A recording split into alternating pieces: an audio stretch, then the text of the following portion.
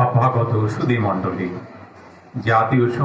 আমরা সকলে তাদের বেরোনকে ছেড়ে দিই। এই এক চমৎকার দৃশ্য, অনন্ত সুন্দর দৃশ্য কুমিল্লার শহীদ বীরেন্দ্রনাথ দত্ত স্টেডিয়ামে আজকের মহান বিজয় দিবসের এই দিনটিকে স্মরণীয়, বরণীয় এবং মর্যাদার সাথে উদযাপন করবার জন্য যে পদক্ষেপ এবং শান্তির প্রতীক শ্বেত কাপড় উড়িয়ে দিলেন আকাশে, এই একটি চমৎকার